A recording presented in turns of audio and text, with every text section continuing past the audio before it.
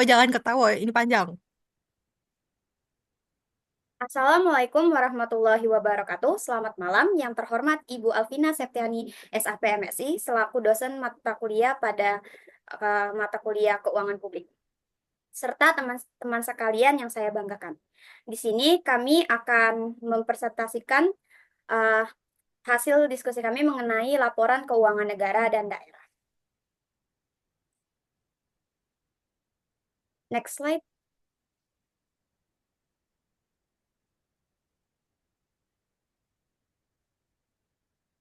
Adapun pokok pembahasan dari materi ini yang pertama yaitu pendahuluan, kedua siklus anggaran publik APBN dan APBD, formulasi penyusunan RAPBN, formulasi penyusunan RAPBD, studi kasus, kesimpulan, saran, serta daftar pustaka. Slide.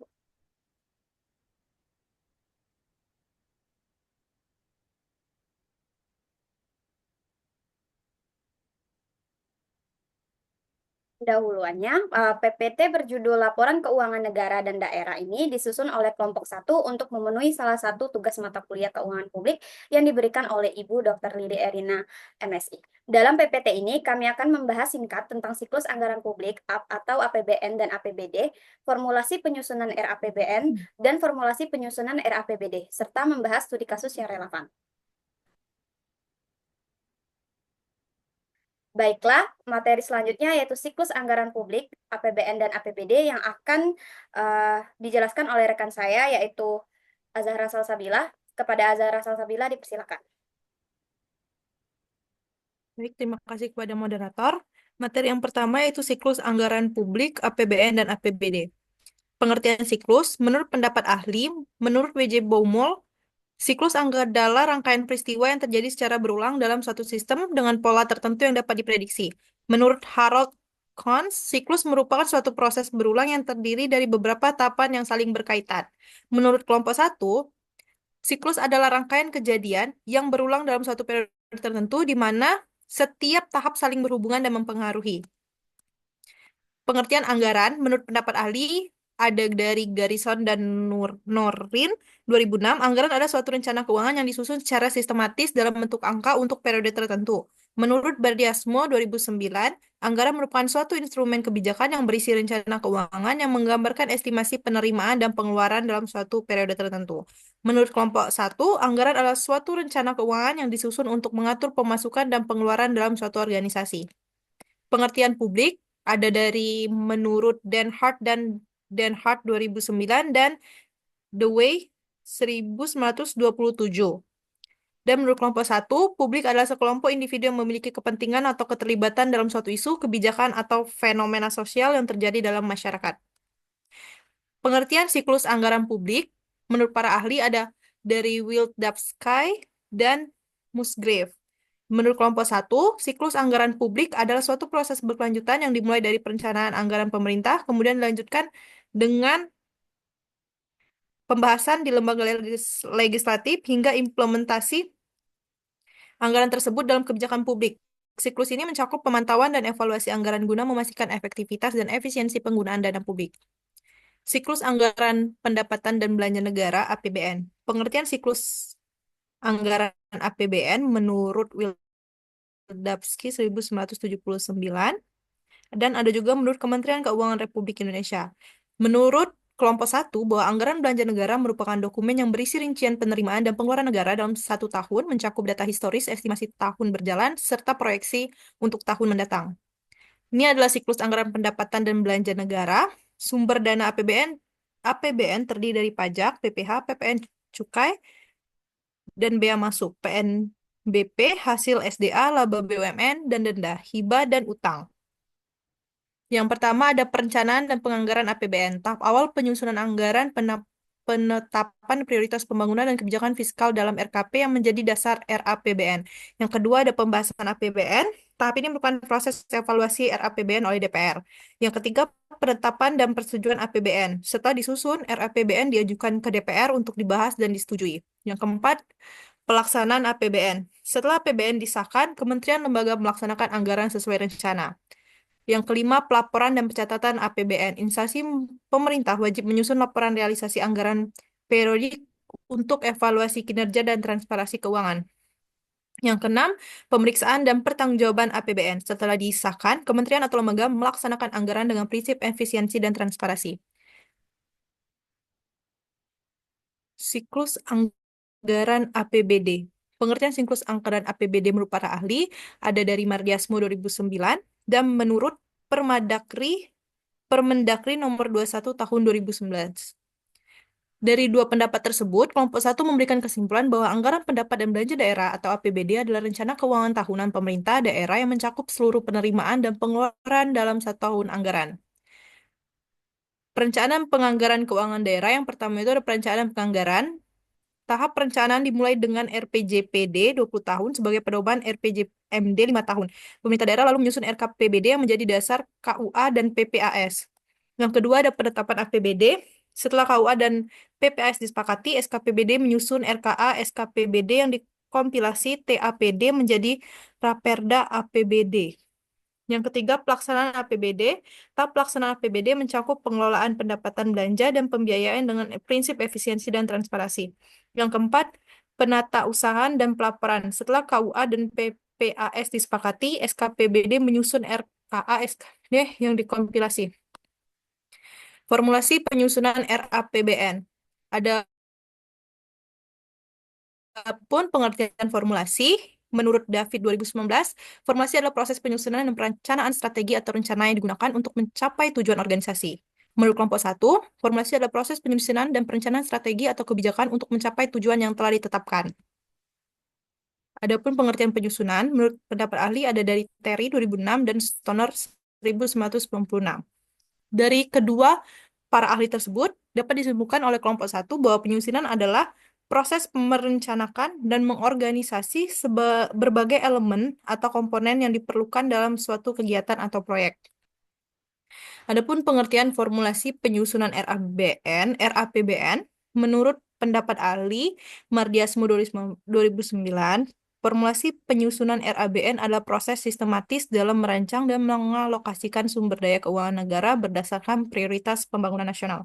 Menurut kelompok satu, rancangan anggaran pendapatan dan belanja negara atau RAPBN adalah dokumen perencanaan keuangan tahunan yang disusun oleh pemerintah Indonesia dan diajukan kepada DPR untuk dibahas serta disahkan menjadi anggaran pendapatan dan belanja negara.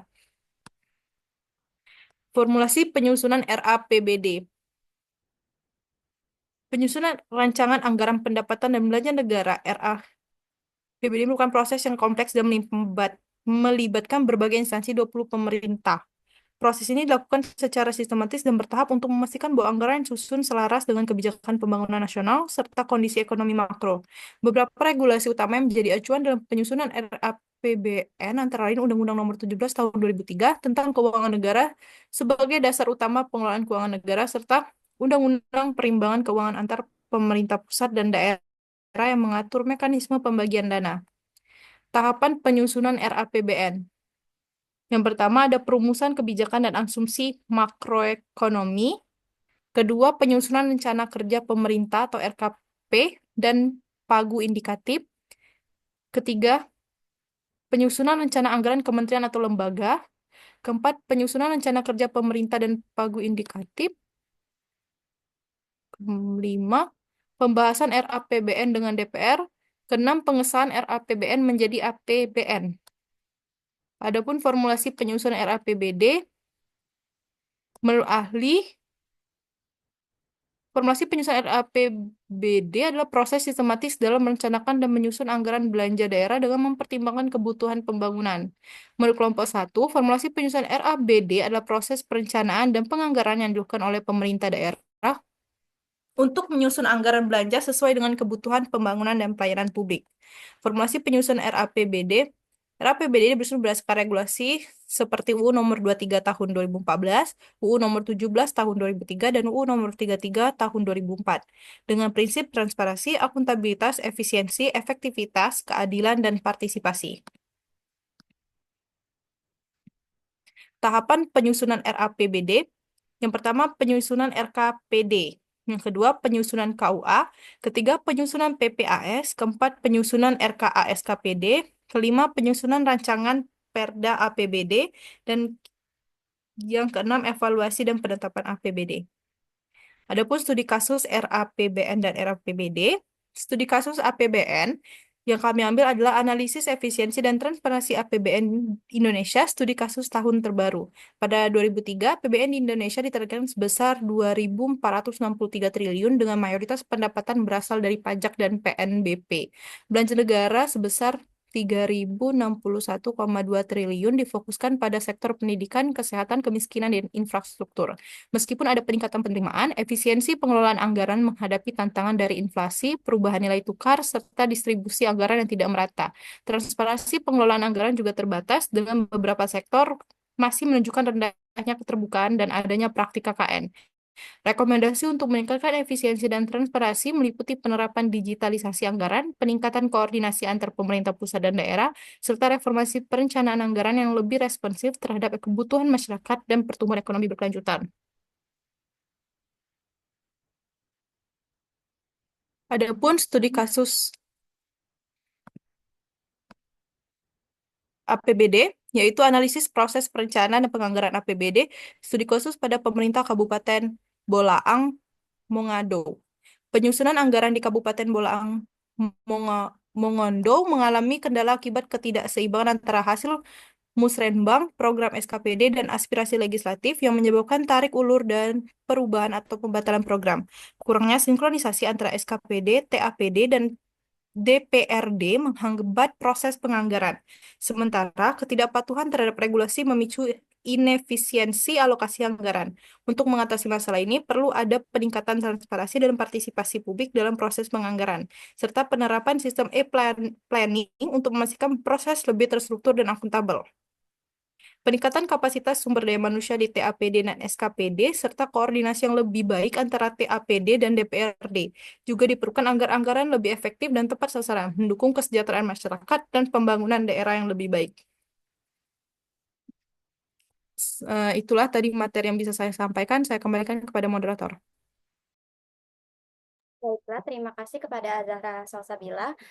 Selanjutnya kami membuka sesi tanya jawab. Bagi yang ingin bertanya, silakan raise hand.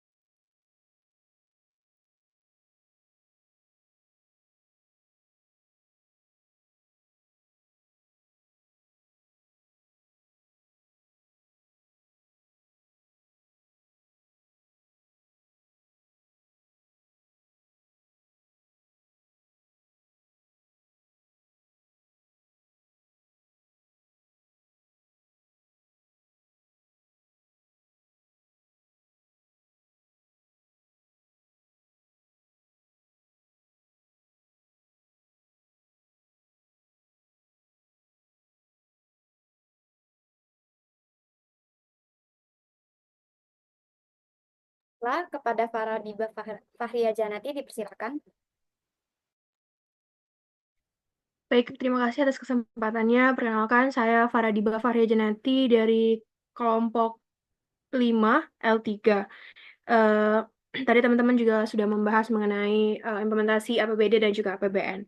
Nah, pertanyaan saya, bagaimana sih menurut teman-teman sendiri strategi yang optimal yang dapat diterapkan oleh pemerintah dalam mengelola APBN dan juga APBD agar mampu meningkatkan efektivitas alokasi anggaran, mendorong pertumbuhan ekonomi, serta memastikan transparansi dan akuntabilitas penggunaan dana publik, terutama dalam menghadapi seperti dinamika perekonomian global dan tantangan domestik seperti inflasi, ketimpangan sosial, serta kebutuhan pembangunan infrastruktur dan kesejahteraan masyarakat.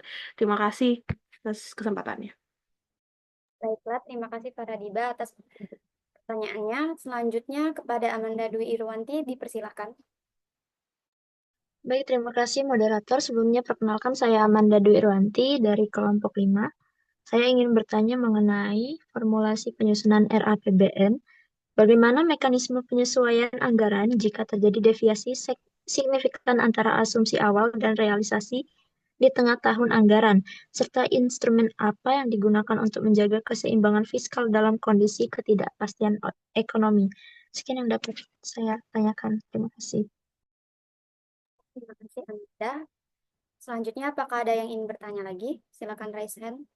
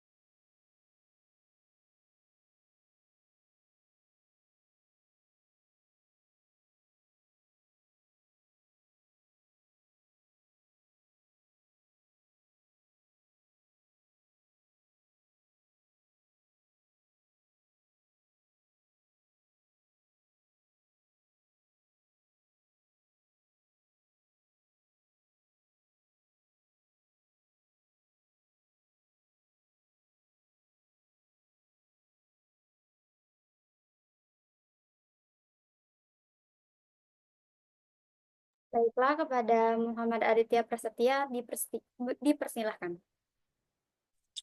Baik, terima kasih moderator atas kesempatannya. Sebelumnya, izinkan saya memperkenalkan diri. Perkenalkan, saya Muhammad Aditya Prasetya dari kelompok 5 kelas L3. Izin bertanya. Pertanyaannya itu, bagaimana pemerintah daerah memastikan bahwa perencanaan APBD mencerminkan kebutuhan masyarakat secara akurat, bukan hanya kepentingan politik atau birokrasi, serta sejauh mana partisipasi publik dalam proses penyusunan APBD dan apakah mekanisme yang ada cukup efektif untuk menampung aspirasi masyarakat. Itu saja, terima kasih. Baiklah, terima kasih Adit atas pertanyaannya.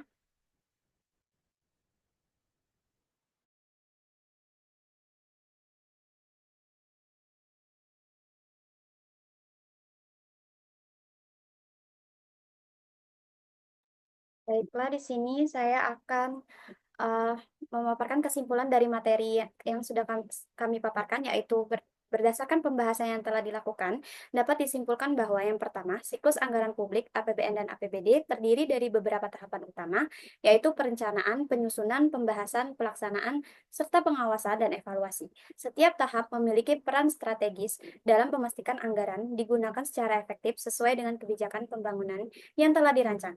Yang kedua, tantangan dalam implementasi siklus anggaran meliputi rendahnya efektivitas penyerapan anggaran, kurangnya transparansi dalam pengalokasian dana, serta koordinasi yang belum optimal antara pemangku kepentingan baik di tingkat pusat maupun daerah.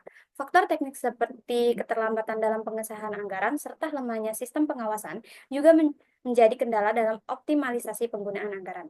Dan yang terakhir, upaya peningkatan efektivitas dan transparansi pengelolaan anggaran dapat dilakukan dengan mengoptimalkan perencanaan berbasis kinerja, memperkuat mekanisme pengawasan dan akuntabilitas, serta mendorong digitalisasi dalam sistem penganggaran untuk memastikan bahwa seluruh tahapan dapat berjalan lebih efisien dan terbuka bagi publik. Selanjutnya, berikut saran. Yang pertama, transparansi dan partisipasi publik, sediakan akses terbuka terhadap informasi anggaran dan dorong keterlibatan masyarakat untuk memastikan akuntabilitas penggunaan dana publik. Yang kedua, koordinasi antar lembaga.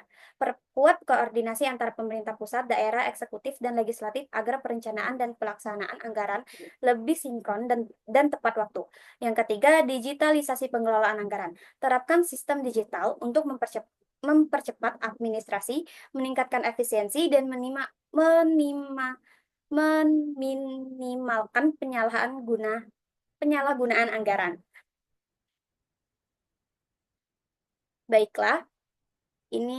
Baiklah, terima kasih atas partisipasinya pada malam ini kepada teman-teman. Mungkin itu saja yang bisa kelompok 1 paparkan. Lebih dan kurangnya kami mohon maaf. Saya akhiri. Wassalamualaikum warahmatullahi wabarakatuh.